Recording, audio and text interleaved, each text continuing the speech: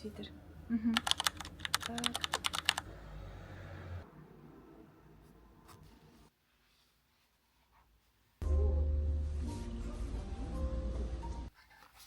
Всем привет, меня зовут Катя Ли. На этом канале рассказываю о вязании в Корее. Вяжу этот свитер по мастер-классу от Petit Knit.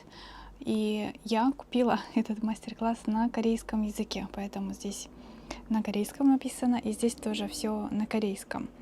Оригинальная пряжа вот здесь написано идет от Sannesgarn. Вот этот Pure Giant, или как читать, не знаю точно. Вот такая пряжа указана. Но я купила в магазине, как корейская такая система интересная есть, пряжа вместе с мастер-классом идут. И я в магазине Сом-Сом, оставлю тоже ссылки обязательно в описании, выбрала мастер-класс этого свитера, и для себя я выбрала размер М, поэтому мне там вышла пряжа. Осталось выбрать только цвет. Я выбрала цвет, и мне вот пришел такой заказ. То есть мастер-класс на корейском и пряжа корейская бобинная, не та, что здесь указано. Мой размер М, и из похожей пряжи, чуть-чуть другая, тоже ее покажу, я для мужа вязала размер XL. Интересно еще я сделала с этим мастер-классом, как здесь все внутри текстовое вот это описание, где-то еще и QR-коды тоже есть, чтобы сканировать и видео посмотреть. Я сложила в папку, и вот вторая часть папка, где вот эти схемы, я сложила в другую папку. Поэтому у меня лежит одна папка здесь, и вот на вторую я просто вот так вот кладу, и так тоже вяжу.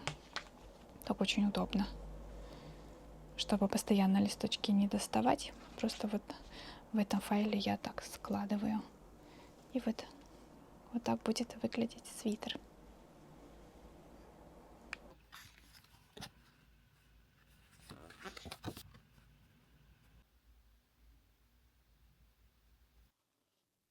Мой бежевый вот такой, более светленький бежевый. И для мужа вот такой серый. Хотела попробовать начать с размера поменьше, поэтому я начала вязать свой. Вяжется он сверху. То есть вот эта часть, это вот здесь вот шея, сверху вяжется вниз. Очень удобно такая, оказывается, техника. Здесь только лицевые изнаночные петли, все, никаких перекрещиваний, никаких сложных там жгутов, накидов, ничего вообще нет, просто лицевые и изнаночные.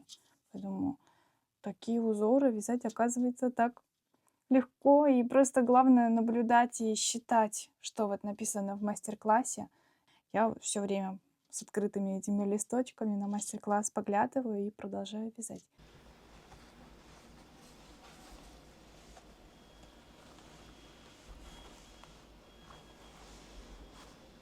По спицам.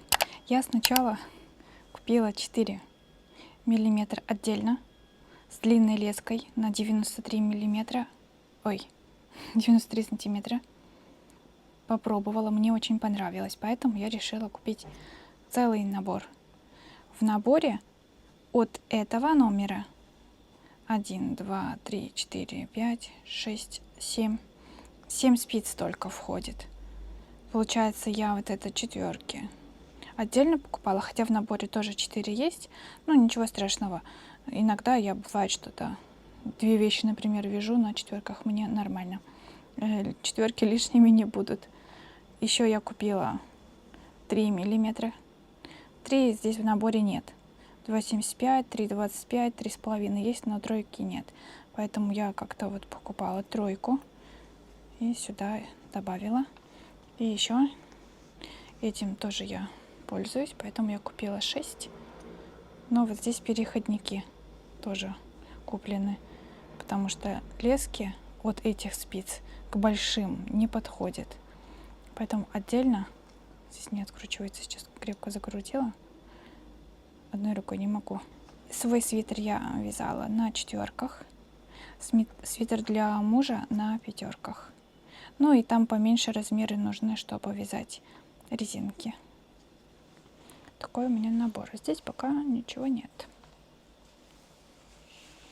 А здесь в кармашке еще есть всякие нужные приспособления. Например, лески разные. Вот это уже было в наборе. 3 разных длины здесь в наборе есть. Вот 93 сантиметра я покупала отдельно длинные. Короткие вот эти я отсюда вытащила, положила вот в такой маленький чехол. Мне подруга подарила такой круглый. Удобно, кстати, вот такие чехлы. Только не знаю, где их купить. Линейка была, чтобы закручивать, чтобы прикрутить леску. Есть вот эти гвоздики, есть резиночка специально, чтобы придерживать спицы. Вот здесь заглушки. Это я уже спицы отдельно когда покупала. Здесь что-то еще должно было быть, но я уже вытащила. Маркеры. Маркеры точно здесь были.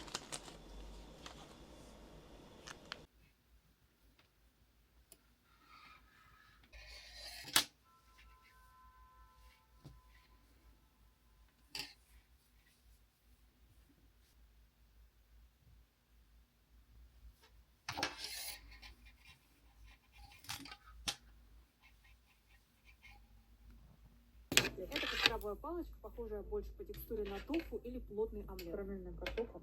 Все-таки, надеюсь, я засну глубоко, и мне не будет ничего мерещиться и ощущаться.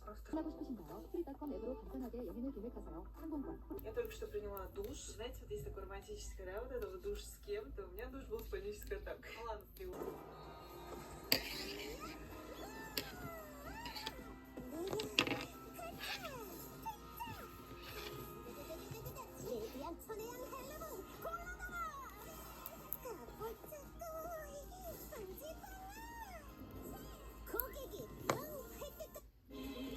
парадокс на 1 квадрат.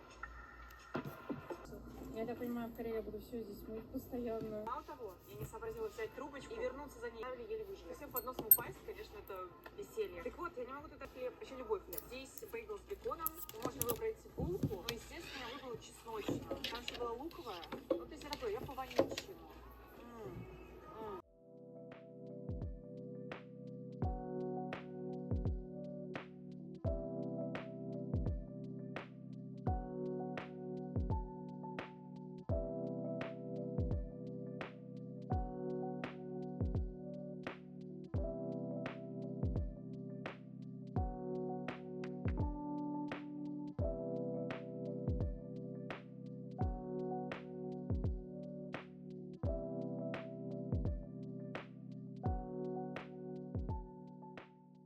Что-то быстро связать, посуду помыть, вещи постирать. Но Я довязала оба плеча. Сначала вяжется вот одно, здесь левое. Ниточку беру. Сначала вяжется это левое, потом здесь обрезать ниточку и начать правое плечо. Правое плечо сейчас буду уже объединять. Объединять и потом еще вязать, потом уже по кругу все начнется. Уже скоро будет все по кругу. Процесс будет еще быстрее. Не хотели. Слили сильного игрока. Все. Ни о какой грусти, ни о каких расстройствах речи быть не может.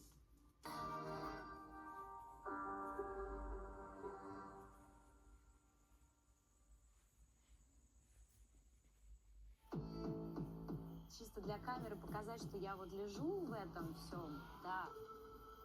Но спать без сегодня ночь вот так, в таких условиях.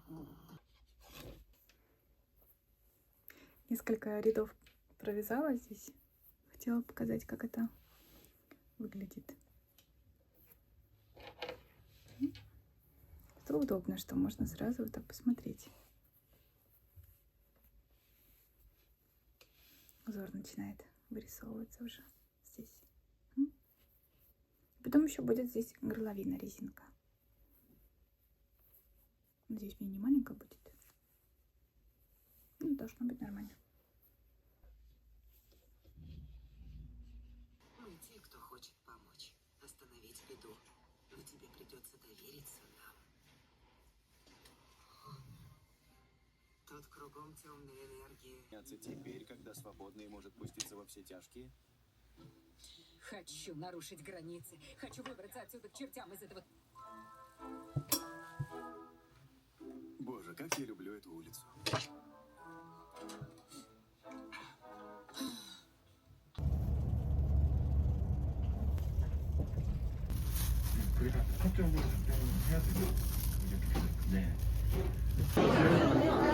Сестренка связала красивый такой свитер. Большие какие рыбки. Еще их побольше. Очень красивое место. Вау. Это традиционные. Здесь еще вот такие штучки, как домики. Наверное, на лето уже здесь тоже можно сидеть. Здесь тоже вот прудик. В пруду тоже рыбки плавают. Интересно, вот эти лягушки с шарфами ты видела? Крючком связано. Ага, крючком шарфики связаны. Очень красивая атмосфера. Понравилось. Мы долго сидели, вязали, да? Все, мы насиделись. И кофе тоже пролили. И уборкой чуть позанимались, и повязали. Потом покажу, что сколько я связала. Но на самом деле не очень много. Вот это уже это его спинка. Как красиво на камере выглядит вообще. Когда на столе лежала, как будто не так сильно это все видно было. Вау. Прям на камеру все узоры так видны. Вяжу я из разной чуть-чуть пряжи. Это не одна и та же. Но в составе есть кашемир. Здесь вот в тот, который вариант мужа серый, 5%. А в моей, по-моему, 10 было. 10, да. Так получилось, что вот это я показывала вам, вот купила целым набором вместе с мастер-классом. И здесь уже пряжа вот на размер М рассчитана. А вот это я уже покупала осенью. Это я уже осенью раньше купила, поэтому хотела использовать где-то. Надо было больше купить. Потому что здесь только 400 грамм, а на свитер где-то больше 600 потребуется.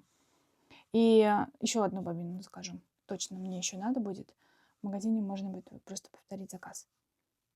Магазин бобинный.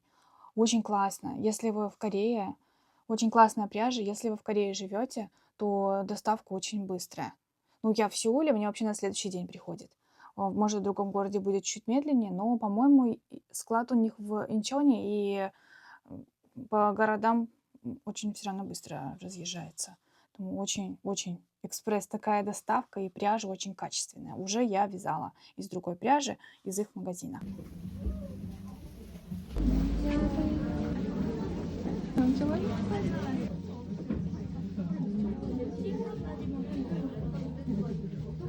и господа, я это терпеть не буду. Нам работать надо, а вы только отвлекаете.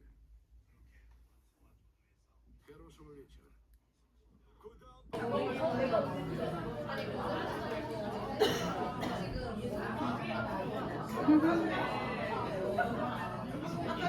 Вязать я его начала только в январе. Получается, недели 2, наверное, я его вязала. Так, сейчас.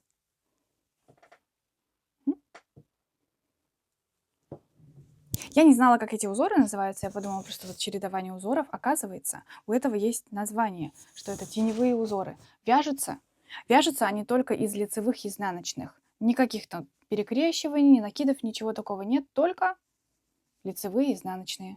Получается, тело я сейчас уже довязала, но мне нужно проверить. Надо, чтобы муж померил и посмотреть, хватит ли этой длины. Уже резинку вот столько провязала. И у меня есть интересное такое приспособление. Может, вы уже знаете, недавно такое приобрела. Это такая специальная резиночка, леска такая, на которую можно снять петли со спиц и примерить. Так будет намного удобнее. А спицы с леской у меня здесь 100 сантиметров вокруг получается где-то приблизительно. То есть в плечи мужа это никак не влезет, ему будет неудобно это надевать. Поэтому я сейчас на это пересниму петли на вот эту лесочку. Сейчас покажу, как это очень просто делается. Нам нужен вот кончик. Здесь на спице, я здесь заглушки ставила, прикрепляю, прям втыкаю в спицу вот здесь эту трубочку Все, она хорошо воткнулась. И теперь просто все со спицы вот так вот передвигаю. Так получается очень быстро и померить легко. Сейчас все перекину. Все, получается, весь свитер у меня уже на этой трубочке лески, поэтому здесь отцепляю. Хорошо держится, очень крепко. И можно все расправить. Но на самом деле такая длинная, что я сейчас половину здесь отрежу. Все, я здесь уже обрезала. И у меня еще есть вот такая штука, заглушка. Можно в нее вставить, то есть нажать, вставить в эти дырочки и застегнется. Тогда уже ничего точно не распустится. Все, готово. То есть ничего не двигается. Жду. Ну все, осталось найти мужа. Так, мужа нашла. Теперь он идет сюда. Покажет свитер, как получилось. Так. Вот эта штука, о которой я говорила, вот удобно мерить, да? Я сделала. И со спины. Осталось уже совсем чуть-чуть. Сейчас рукава буду довязывать. Надеюсь, еще после стирки здесь все разровняется. Буду потом тоже результат показывать. Снова приглашу эту модель. Все, пока-пока. Далее. У меня тут божья коровка. Божья кто? Божья коровка. Понятно. Красиво.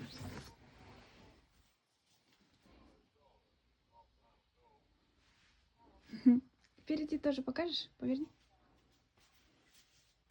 Так.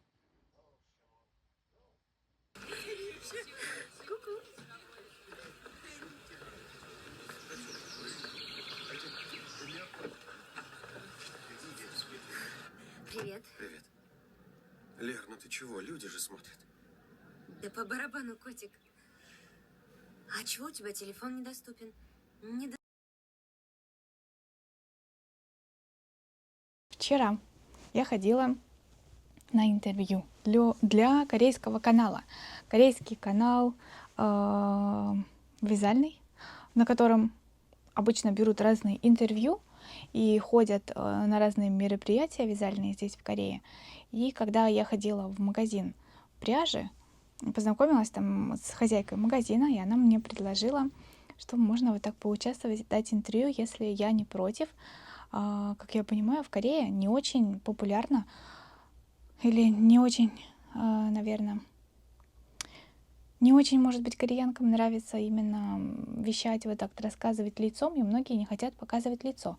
Даже как прикреплю здесь в ссылках несколько каналов вязальных корейских, которые вот мне нравятся, но в целом там лицо даже не показывают, и голосом даже не разговаривают. Чаще всего видно именно руки, как вяжут, как гуляют, может, еда какая-то. И часто вот субтитрами даже прописано, не озвучивают голосом и не показывают свое лицо, свою внешность. Что-то, конечно, необычно именно среди русскоязычных блогеров я такого не видела. У нас наоборот. Надо себя показывать, надо говорить. И если вот я, когда первые видео снимала и больше показывала в магазинах разную пряжу, какие-то изделия, что-то трогала, показывала, мне в комментариях писали, там, Катя, показывайся лицом, что-то показывай, себя тоже, разговаривай. И, видимо, есть отличие русскоязычная аудитория и корейская. И когда вот мне предложили дать интервью, я сказала, ну да, почему бы и нет, могу попробовать, очень даже интересно, но опыта вот такого у меня не было интервью давать, такого вот плана прям на запись, на видео, еще и на корейском у меня не было. И мне сказали, ой, спасибо, что там согласились, а то многие не хотят показывать лицо. Я сказала, ну я и так на ютубе уже везде тоже показала свое лицо, поэтому мне как бы не страшно еще и в интервью тоже появиться лицом. В любом случае, для меня хорошо, если меня узнают и куда-то еще пригласят или посотрудничать тоже, я буду рада. Поэтому показать лицо, мне кажется, уже мне не страшно. Я этот свитер уже что-то долго так вязала, никак не могла его закончить. Не из-за того, что его сложно вязать, а я очень много на другие вещи отвлекалась и вот прям по чуть-чуть вязала. Иногда вот прям совсем за один день один вот так вот блок узора, и потом больше вообще не вязала, что-то другое делала. И здесь осталось, сейчас покажу. Потом и на себе тоже померю, покажу, как это выглядит. То есть все тело я уже связала. один рукав уже вот довязала. Как красиво еще на свету узоры так переливаются. Вот это называется теневые узоры. Я вообще на самом деле не знала, что это какое-то название у этого есть. Теневые, потому что вот они образуются только из-за лицевых и изнаночных петель. И вот из-за таких вот рельефов теневых узор так красиво выглядит. Хотя вот ничего вообще сложного, никаких здесь там перекрещиваний, жгутов, вообще накидов, ничего нет. Только лицевые и изнаночные, а выглядит вот как интересно. И я уже тут закрывать начала. Сейчас покажу, как я еще это закрываю. Итальянское закрытие петель, резинки. Чаще всего так закрываю. Здесь тоже уже я все так закрыла внизу. На рукавах тоже так же буду делать. И вязать вообще очень интересно, потому что вот здесь блоки узоров. Я такая вяжу, думаю, вот скоро уже следующий блок будет. И вот эта вот такая мотивация закончить один блок и перейти к следующему как-то помогает. Если бы просто, наверное, лицевая гладь была, может быть, мне даже чуть-чуть скучно было. А так узорами интересно. Мне понравилось. И на самом деле это уже у меня второй. Для мужа я связала, он уже его прям постоянно носит. И хочу вместе вот парные свитеры потом поснимать. Очень у меня такая мечта была давно. Думаю, вот снимем вместе что-то. Будет классно. Я вот вчера ходила, когда снимать интервью, с собой взяла вязаные вещи. Меня попросили принести что-то, показать. Я вот в большой пакет положила, и пакет вот так вот здесь держала, и у меня здесь прям вот какие-то кровоподтеки. Не знаю, у вас такое бывает или нет, но у меня вот что-то стало такое появляться. Если что-то тяжелое ношу, потом на коже такие вот синяки и пятна появляются. С чем это связано, не знаю. Может, сосуды как-то сейчас не так у меня работают. Пакеты мне что-то, наверное, нельзя здесь носить. Надо было в рюкзак, может, положить. Хотя от рюкзака даже у меня вот здесь вот было то же самое. В общем, вчера вот такой вот у меня активный съемочный день был. Я потом обязательно ссылкой поделюсь, как интервью прошло. Думаю, будет очень интересно. Но я, конечно, переживаю, что вот в таком формате столько времени говорить на корейском, еще и о вязании, о каких-то там мечтах, целях, моих планах. Возможно, я где-то там немножко даже затупила, может, слова где-то там неправильно сказала. Ой, куда мне иголка делась? Испугалась, нашла все. Вот у меня слетела, тут ниточка не очень длинная, что-то коротковато отрезала. На чем я остановилась. В общем, что-то много я сегодня болтаю, но вышло зато солнце. У меня как-то вот появилось настроение еще снимать, и думаю, сейчас закончу этот свитер, и будут какие-то новые интересные проекты. Поэтому я уже видео даже наснимала, какая у меня пряжа, какие у меня идеи появились. Буду этим тоже всем делиться. И после вчерашнего вот этого интервью я как раз рассказала о своих планах и идеях, что мне хотелось бы снимать мастер-классы. И в Корее есть такая фишка, особенность. Обычно мастер-класс вместе с пряжей продается так в магазине или онлайн тоже можно заказать. Как раз вот этот свитер я вот так и вяжу. Называется такая система как пэкэджи. То есть это набор, в котором мастер-класс и сразу необходимая пряжа. Я бы хотела тоже такое же здесь сделать. Ну и начать, наверное, конечно, скорее, мне кажется, это будет проще здесь договориться с магазином, сделать мастер-класс, договориться с магазином о пряже, которую они мне предоставят, и я сделаю с этим мастер-классом вот такой набор, и будет это у них продаваться. Думаю, вообще будет очень круто. Так я смогу зарабатывать и продвигать свои идеи дизайнерские. Ну и потом, возможно, если это получается, возможно, и за границу тоже отправлять именно с корейской пряжей мои мастер-классы. И когда я давала это интервью, говорила свою идею, мне вот сказали, что давай пробуй и потом связывайся, да, с нами. Будет очень интересно такое вот сотрудничество. Ну, в целом у меня вот рукав остался довязать, и остальное уже буду рассказывать. По пряже, что я уже подготовила, тоже выйдет видео, я его уже отсняла, надо смонтировать.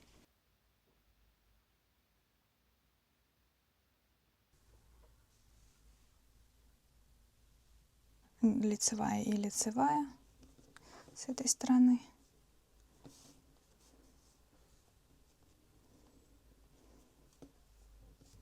Теперь с другой стороны.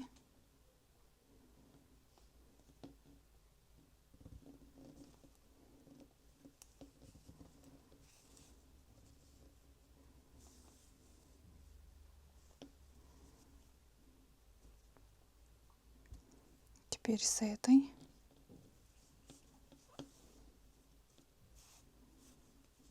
Если вот так аккуратно придерживать и прошивать, то сверху очень получается аккуратная такая резинка.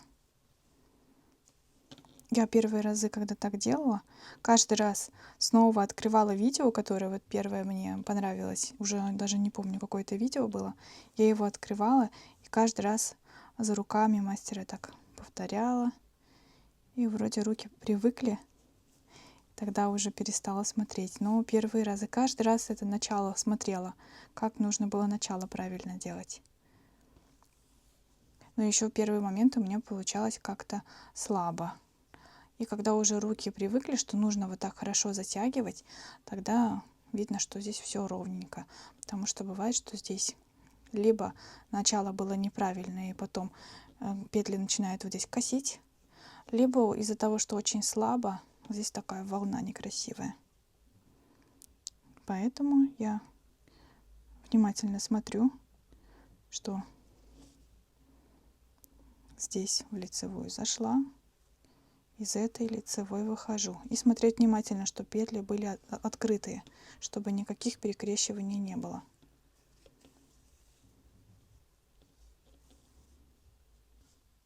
Все до конца можно так повторить. И в конце, когда уже здесь дойдем, просто в круг нужно будет объединить. Я обычно до конца также дохожу. И последнее просто в эту сторону выхожу, зацепляю здесь. И потом уже ниточку сзади прячу. И все. Можете продолжать так закрывать. Если вам понравилось, можете написать где-то в комментариях, как вам это было и что еще интересного вам показать. Привет! Сегодня решила вот подключиться, потому что думаю, что я заканчиваю этот свитер. У меня осталось совсем чуть-чуть. Вчера рассказывала о том, что вот довязываю рукава и вот здесь закрывала резинку, а сегодня уже второй рукав. Точнее, вчера я почти его уже довязала, а сегодня тоже буду уже закрывать скоро.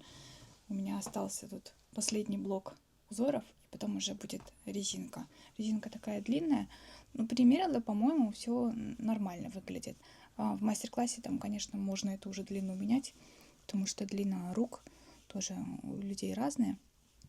Когда мужу вязала, я здесь на еще блок сделала больше узоров, или даже на 2, и потом резинку делала. У себя вот так оставила, надеюсь, будет достаточно. И вот останется еще у меня горловина. Сегодня я точно это все хочу закончить, чтобы уже, возможно, даже завтра надеть. Сегодня 27 февраля, и у нас годовщина свадьбы. Уже 5 лет. 5 лет, как мы поженились. Мы поженились в Питере. Я там в коротких где-то шортс рассказывала об этом, но полное видео такое вот не делала о нашем знакомстве и как мы поженились. Я жила тогда в Питере, и он тоже приехал в Питер, работал. А до этого был еще в Москве. В Москве уже закончил универ, работал, и потом приехал в Питер, и уже мы там познакомились. Так, чуть-чуть напутала. Иду назад исправлять здесь ошибку. В общем, мы познакомились в Питере. Это было в 19 году. Уже 7 лет прошло. 7. Сейчас 26-й. Ну да, 7 лет получается. Уже скоро будет 8-й год, как мы вместе, начнется скоро. Весной мы начали встречаться. И в каком году? В 21-м. Мы поженились. 21-й вроде бы. Вот с датами у меня, конечно, вообще беда. Вот если бы здесь Кюхуа рядом был, мужа зовут Кюхуа, имя такое интересное, Ли Кюхуа. Ну, по имени, конечно, в Корее не принято друг друга называть. Поэтому по имени я его тоже не называю. Не знаю, интересно, кстати, как вы думаете, это странно, то, что здесь, в Корее, по имени друг друга особо не называют. Друзья могут, но остальные люди друг друга по имени не называют. Обычно есть какие-то слова специальные для, ну, родства, там, статуса или отношения какого-то там по возрасту, например. Если я разговариваю с парнями, которые постарше меня, всех могу называть просто опа. А если с девушками все, кто постарше меня, тогда онни. Такие вот слова есть. Это очень для нас, наверное, отличается и интересно. Поэтому к мужу я тоже... Хотя, по-моему, по-русски тоже. К мужу не так часто прям по имени. Кто-то как-то там называет ласково. Но у нас тоже есть какие-то свои слова. Но еще в корейском, когда муж и жена уже друг друга называют там чагия или йобу. Это как дорогой, дорогая. Такие слова используют. То мы тоже как-то уже привыкли либо шутить, либо какие-то такие милые слова говорить. По имени обычно я к нему не обращаюсь. Как-то это у нас не устоялось это. Но у него бывает, что Катя, такой, иди сюда, по имени что-то может меня позвать. В общем, если говорить, да, о свадьбе и о переезде, то уже вот 5 лет прошло, как мы поженились, расписались в Питере. И родители к нам тоже приезжали. Я сама не из Питера, а из Башкортостана. И родители приезжали на свадьбу. Поэтому было так атмосферно. Но его семья не смогла приехать далеко из Кореи, и сложно. Но были друзья. Друзья и коллеги корейские тоже были. Поэтому свадьба была такая небольшая, но очень атмосферная, классная. Что-то я заболталась, рассказываю. Не знаю, такие интересны ли такие вот вообще жизненные какие-то истории. Особо много такими историями не делилась, но могу по чуть-чуть что-то рассказывать. Например, вот так вязать, рассказывать что-то о жизни, если вдруг это вас интересует. Прошло вот 5 лет, и сегодня надо бы это отпраздновать. Но, скорее всего, уже будет поздно. Поэтому мы решили, что завтра мы прогуляемся и пойдем в ресторан. Уже забронировали вчера такой европейский ресторан. Когда какие-то большие такие праздники значимые, мне хочется что-то вот такое европейское, какое-то красивое, вино, может, морепродукты, стейк, что-то вот такое хочется интересное, потому что обычную другую еду можно и в обычный день, а именно в праздник хочется куда-то выбраться и что-то чуть-чуть более необычное. А еще я вспомнила, что в прошлом году нас друзья пригласили тоже на свадьбу, но это было не совсем свадьба, а как роспись. Они расписались, сходили, и после этого мы вместе вот собирались. Ну, в Корее тоже иногда такое бывает. Не всегда вот эта большая такая церемония, где очень много людей приглашают. Бывает и такое, что друзьями только. И мы вот с друзьями так собирались, нас пригласили. Самое необычное было на рынок. В Сеуле здесь есть рынок морепродуктов, и нас пригласили туда. Мы ели крабов. Это было очень классно, очень вкусно, и я подумала, что вот такая вот близкая, дружеская какая-то атмосфера, где не нужно приглашать кучу людей, там, коллег и всех там родственников, а только самых близких пригласить и поесть что-то реально очень вкусное, дорогое. Вот это мне нравится. Это моя атмосфера. Как-то мне не хочется много людей, либо из-за характера моего такого интровертного, что мне тяжело, когда очень много людей вокруг. Я очень быстро теряю энергию, я быстро какая-то уставшая и уже не могу разговаривать. Это даже муж уже давно заметил. Ну, он на самом деле сам очень такой экстравертный, абсолютно вот наоборот, очень любит общаться. Мне кажется, если без общения, даже ему сложно. Любит поболтать, куда-то сходить, встретиться с друзьями. Конечно, сейчас из-за работы устает, и у него не так много сил и времени, чтобы с друзьями встретиться. Но обычно он никогда не против встреч. И он заметил, что я быстро теряю энергию. Когда такие праздники большие, как день рождения чьё-то или юбилей, собирается много людей, большая компания, и нужно со всеми поговорить, контактировать, то со временем, пока это мероприятие идет, я все более вялая становлюсь и меньше разговариваю. Под конец вечера все по мне прям видно, что я устала, что разговаривать не могу.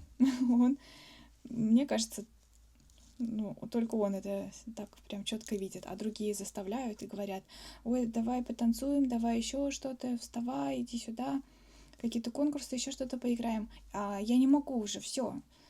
Я уже готова просто спать лечь. Я прям физически уже хочу спать. И, видимо, только это муж видит. Он меня не заставляет. И я вижу, что кто-то тянет меня там: идем танцевать, иди сюда. А он такой тихо подходит и меня куда-то уводит. Давай такой выйдем на улицу, типа перекур, просто подышать хотя бы. Да, это очень приятно, что он меня так понимает. Поэтому, если бы такие, как день свадьбы или день рождения, он какой-то сюрприз устроил бы и пригласил бы кучу людей, то это бы мне точно не понравилось, он точно знает. Поэтому спокойно просто забронировала ресторан, и мы вот завтра вдвоем пойдем. Я думаю, завтра тоже надо будет поснимать. Может, даже уже получится нам поснимать вдвоем парные свитеры. Интересно, как получится ли у меня. Буду сейчас очень стараться, пока время еще есть. И главное же не только закончить, надо же еще и постирать. Поэтому буду вот быстрее сейчас заканчивать все, довязывать. И если сегодня все успею, я еще и добавлю кадры, как я все это довязала. Сегодня уже следующий день, 28 число. Я довязала вчера ночью горловину, как я говорила, что я очень хотела прям довязать, чтобы сегодня надеть на прогулку 2 парных свитера. Я довязала ночью, в 3 часа, наверное, я легла и постирала. Но сейчас покажу, что там. Он еще немного сырой. Но надеть не получится. Я уже сейчас перевернула другой стороной, вот сушу, но все равно еще он пока сырой. Можно было, наверное, в сушку закинуть, но стиральная машина вот здесь. И еще на балконе есть сушилка. Можно было, наверное, кинуть на режим шерсти, но я немножко боюсь. Пока вот первая стирка, вдруг что случится. Ну ладно, завтра. Сегодня просто гуляем. Насколько здесь будет слышно, я сегодня вот на телефон только снимаю. Сейчас хотела обед показать. Мы вышли сначала пообедать. Интересно будет. Сейчас попросила мужа помочь. Здесь кальмар. И вот так суп добавляется. Так, клади, как тебе удобно. В общем, супчик с ростками сои. И можно вот так попросить отдельно добавить кальмары в целую тарелку. И тебе тоже так же, да? Да. Почти так же. Что еще нам интересно мы дали? Еще вот водоросли, нори вот это нам дали. Можно с этим вместе есть. Европа. Это для влога будет. Ой, рукой я не закрываю, надеюсь. Вау. Красиво. Та-да. Упс. Какой красивый ресторан пришли. Но еще закрыто.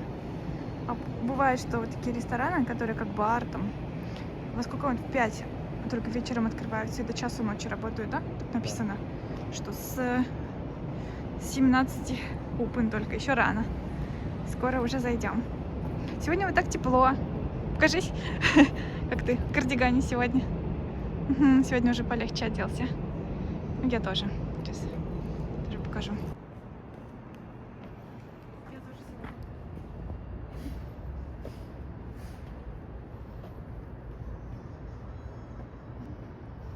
Скоро пойдем уже? Да. Знаешь, что это есть? Иманом. Вау, за бокалы, значит, такие дорогие бокалы. Да, это дорогие бокалы. Буду очень аккуратно, но очень красиво. И вино. Вау. Я первый раз здесь вижу вот такую штучку, которая на вино надевается. Атмосфера такая красивая. Скоро люди еще будут. Мы самые первые. Попробуем. С праздником. С праздником.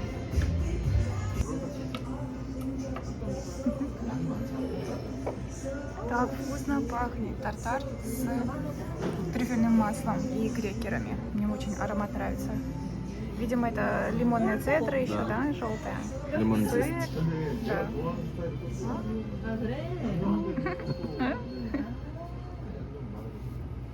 Какой красивый сегодня. Паста. Мы подумали, что мясо и мясо хорошо Красное. сочетается с красным вином. Вообще, Ихва, если честно, раньше этим занимался. Баром, вино, бармен, сомелье. Поэтому он всегда хорошо что-то советует. Очень вкусно.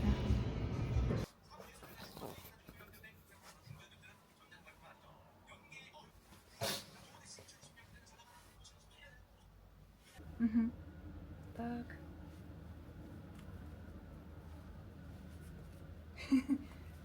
Или, да, я чуть-чуть вперед, ты чуть-чуть назад. Руки чуть-чуть, чтобы видно было. Мгм. Так, но лицо, чтобы не видно.